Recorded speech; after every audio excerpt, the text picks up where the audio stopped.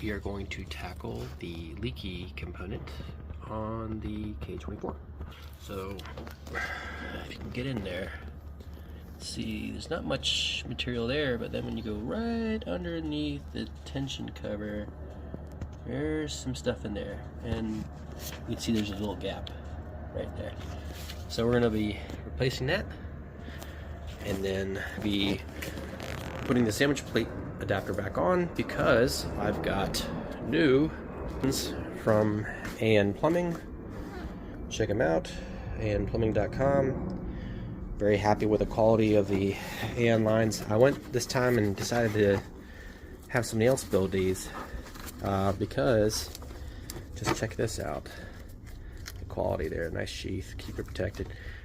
My lines that I built look very similar, but they lack this sheath here.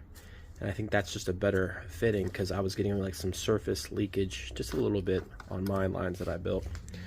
So more to come as we fix all this stuff. Alright, so let me zoom this back. So I took the timing chain tensioner cover, which is a mouthful, and you know, you put this gasket material, but I don't like what I see here. So you pick this up, shine some light on it. You can see there's some oil seeping out, and I want to say right where my index finger is, it might be coming out that area, because that's kind of where the oil was showcasing, right? If you remember the prior little video with the UV reactant dye in there. So I'm going to take this off. I'm going to replace it. I got a part coming from K-Tuned. Shout out to those wonderful folks. So more reusable plate. Once you take this off, you got to clean it up, and it's kind of a consumable of sorts. Not to say that you couldn't reuse it, but their piece is much nicer, so I'll showcase that when I install it. But just to come in here, get real up close and personal, there's all that stuff. You can see all that oil, right? See what I'm talking about? If you think about that bottom bolt, that side, right there, looks like the culprit maybe. But either way, not going crazy here. Gonna replace the sensor, which reminds me, let me show you that real quick. Sir, from eBay, looks just like it, so 1-to-1. So this is the one I got from eBay. It's slightly used, they tested it, it comes out clean. I thought maybe it got warped somehow, right? So you can see this one's the cruddier one with all the stuff on it. What's nuts is there's like a Mitsubishi stamp there. I don't know if you can see that there, right there where the plug comes in. 3 little diamonds, kind of funny. It's cleaner on this one actually. You can see that there. Doesn't look like it's warped. Look like they're like for like all the way down. The O-ring doesn't look damaged. So we're gonna replace it, and hopefully I don't have to do the CKP relearn. It's a crankshaft sensor relearning.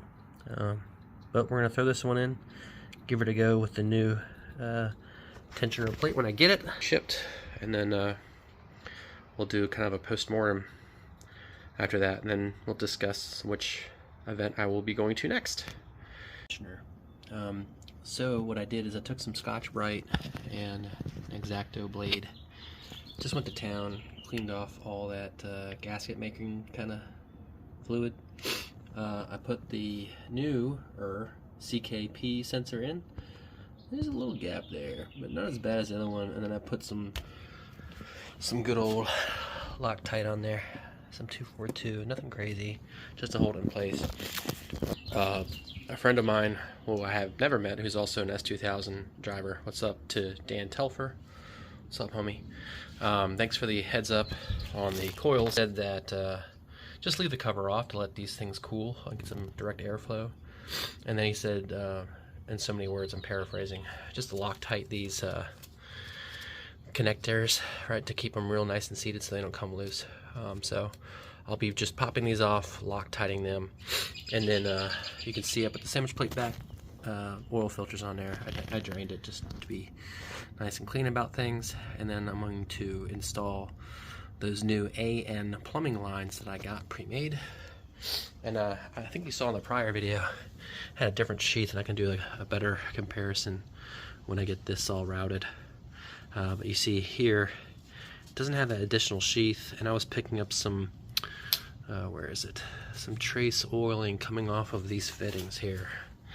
It could be me. I didn't crush the washers. I didn't really go ham on it, but I was picking up, you can see even there's a little trace there on the inside.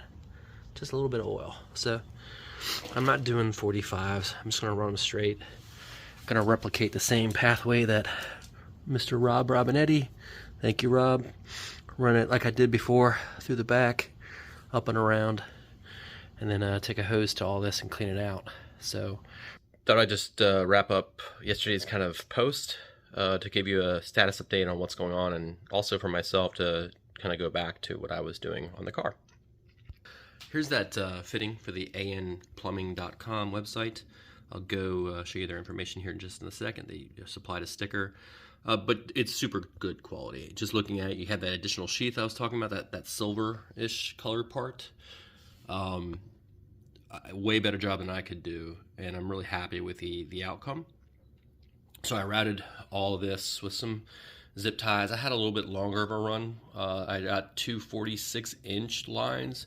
So if you're wondering, you know, are they asymmetric in distance? Yes, ideally, but I just decided to do both, so that way I had some additional run length if I needed to route the lines. So I got some heater hose and zip tied it. That way it's not going to abrasively rub against the frame.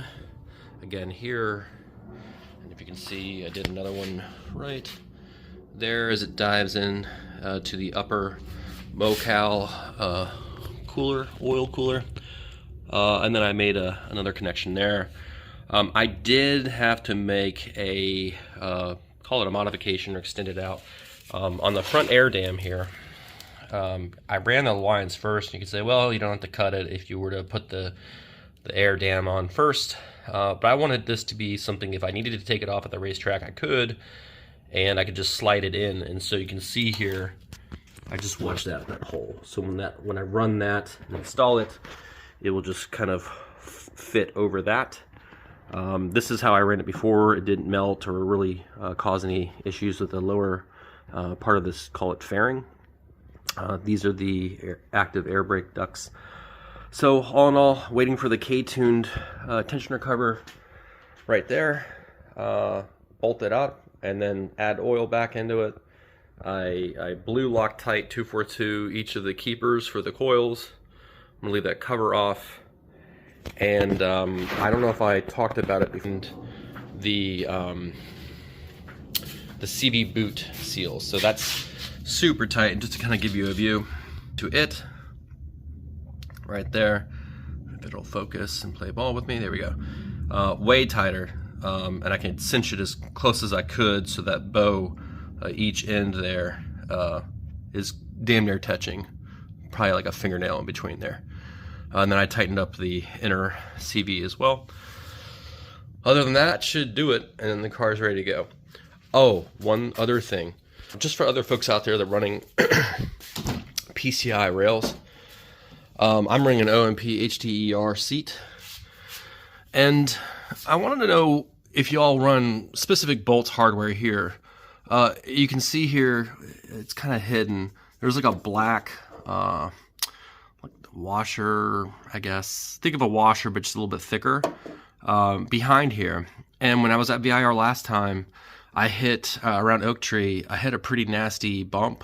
I wonder if I got 3 wheels in the air. And one of the bolts for the seat came a little loose, and I was like, oh God, I can feel it. So after the event was done that evening, I tightened up the bolts. And those washers, if you've ever done this before, are a complete pain in the neck to get in there and seat it. So I took them out and I bolted the seat in there. It is super solid now. It's not going anywhere, but I wonder if other folks had to use other hardware or other bolts, if you have this problem too. But now it's in there. She slides back and forth, so I'm happy with it. We'll see how it goes. But yeah, that's it.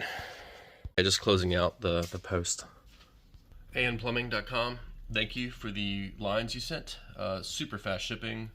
I think it was, if you went over a certain dollar amount, I want to say it was $50. It was like free shipping. They're in California. I'm in Virginia, and through FedEx, I mean, they didn't cheap out at all. I had them like in a day or two. It was insane. So shout out to them. Wonderful lines. Can't wait to see how they perform on the track. And one thing I just wanted to call out here, Radium Engineering. When I got the car from Andy at ASM, there was no breather unit put onto the head. So here, there's a specific part. I can go get it if you're curious. Sorry, shadow lights. That taps in. So if you have a case swap, whatever it may be, and it's inline configuration, if you don't have a breather valve or something here, it just blows yuck onto your firewall. And so what I did is this: I took the fitting out. Take some vice grips, you pull it out, maybe a little heat if you can. And then you push this in. It's a bare, I would highly suggest doing this if you ever have to take the head off, because trying to do this with that space is damn near impossible, but it's on there. And this is actually after my last VIR event. It's stayed in there, even with all the vibration. But I ran this all the way down, this black nylon line, and the catch can doesn't really fill up at all. It's just there to kind of breathe a little bit, and then if I were to do anything forced induction in the future, I'd probably get a different catch can and probably put a radium unit. If Improved Racing wants to send me a unit, I'll happily test it out, give them a rundown on it. It looks like they make great kit, so more to come. Hopefully I can come back and state the next event I'm going to in my DE2 status. I do want to get out to Summit Point. I've been practicing on iRacing, and I'm really debating on hosting some kind of iRacing event with other Honda folks, other drivers, other folks looking to improve their times. I'd love to meet you all. It's kind of a solo journey, if you will.